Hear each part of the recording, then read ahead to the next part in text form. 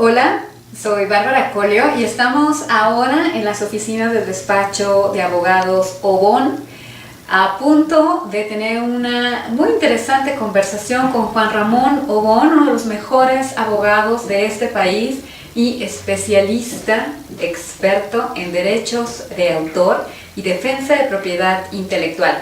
Hablemos, Juan Ramón, específicamente de teatro. Sí, claro, por supuesto. De derechos de autor para teatro.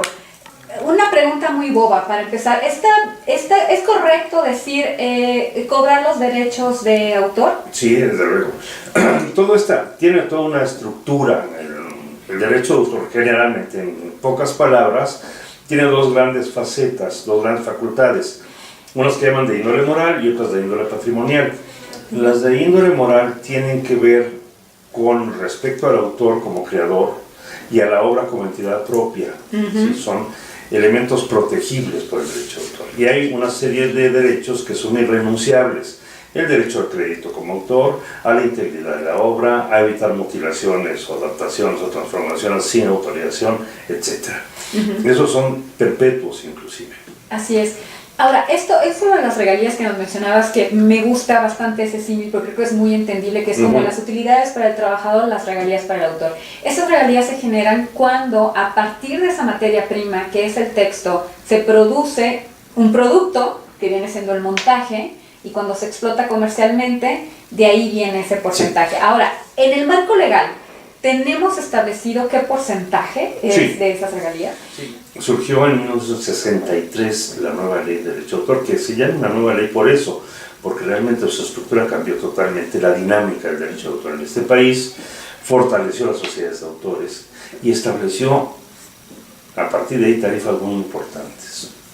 Una tarifa importante fue la del teatro, ¿no? La tarifa del teatro establece un 10% sobre el ingreso de taquilla. ¿Eso en qué parte de la ley está? La ley es el acuerdo que establece la tarifa para el pago de derechos de representaciones teatrales por el uso de obras protegidas por la Ley Federal de Derecho de Autor, que se publicó en el Diario Oficial de la Federación el 9 de octubre de 1964. ¿Ok? Esa tarifa sigue vigente.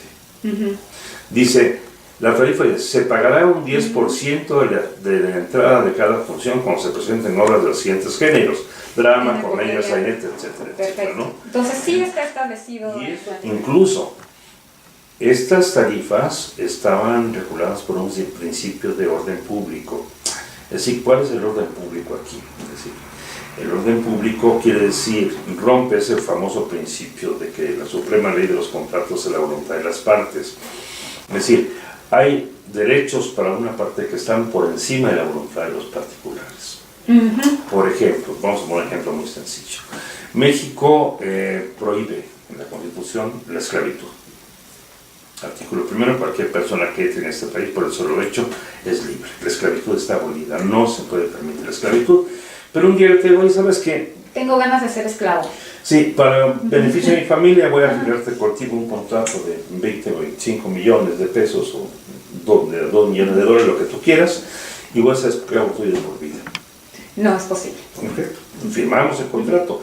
Tal vez aparezca un notario loco que lo separa y se está notarizado, está todo con fe pública, pero nada más que ese contrato es nulo, porque viola una disposición de orden público. O sea, de la misma forma, un autor no puede renunciar a ese 10% de taquilla porque está... Porque la ley de 1963, en el artículo 159, decía que son nulos acuerdos que se pacten inferiores a las tarifas.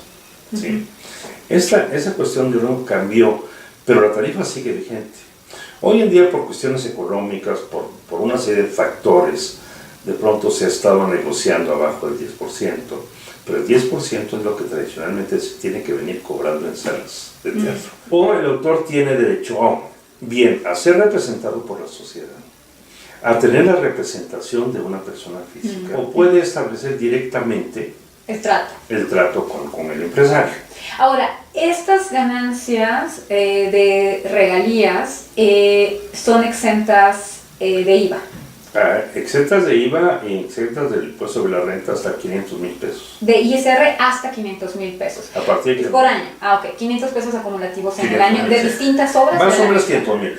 De varias, es decir, de todo lo que tú tengas por ingresos de derecho de autor, Ah, ok. se aplica.